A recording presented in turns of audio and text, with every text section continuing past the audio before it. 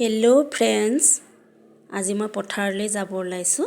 পথাৰত দাৱনী কেইগৰাকীমান গৈছে, সেইকাৰণে হাতত চাহ আৰু জলপান লৈ পথাৰলৈও যাব ওলাইছোঁ। আৰু যাগৰাকী আকৌ লাহে লাহে কৰি আছে, সেইকাৰণে মই পাছলৈ চাই ঘূৰি ঘূৰি চাই কৈছোঁ সোনকালে আহা দেৰি হৈছে বুলি। পথাৰত পায়েই মই ইয়াত টেঙা কাটিব আৰম্ভ কৰিলোঁ। টেঙা কাটিবলৈ আকৌ কলপাত আনিবলৈ পাহৰিলোঁ, সেইকাৰণে ডিছপ'জিং প্লেটতে মই টেঙা কাটি আছোঁ। আৰু ইয়াকে মই অকণমান আটাই কেইগৰাকীয়ে ভগাই খাম।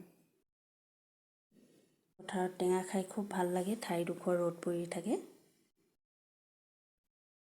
আৰু এতিয়া পথাৰখন দেখুৱাই দিছোঁ আপোনালোকক। ধানৰ বোজাটো ইমান ডাঙৰ নহয়, তথাপিতো ধানবিলাক গুটিয়েই হৈছে আৰু হালি যোৱা নাই। দুগৰাকীমানে ইয়াত ছাঁত বহি আছে। পথাৰৰ চাৰিওকাষে ঘৰেই হ'ল। ইয়াৰ ঘৰবিলাক ইমান ডাঙৰ ধুনীয়া ধুনীয়া।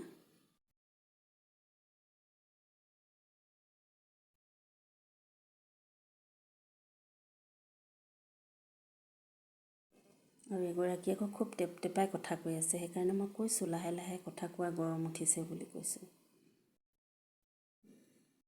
আমি আটাইকেইগৰাকীয়ে বহি টেঙা আৰু চাহৰ সোৱাদ লৈ আছোঁ।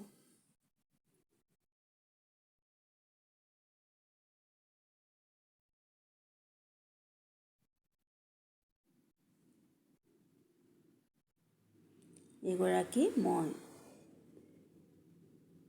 কেইগৰাকী মানে লেচেৰী বুটলি আছে আৰু কেইগৰাকী মানে আমি কাটি আছোঁ। আৰু লেচেৰী মানে মই বুজাই দিছোঁ কথাটো।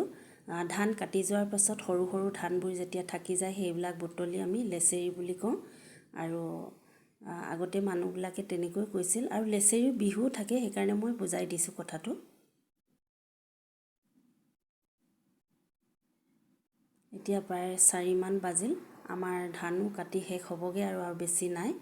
আৰু গোটেইকেইগৰাকী আমি ব্যস্ত হৈ আছোঁ ধান কটাত।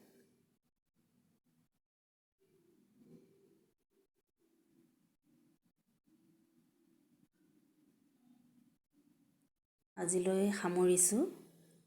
Bye bye.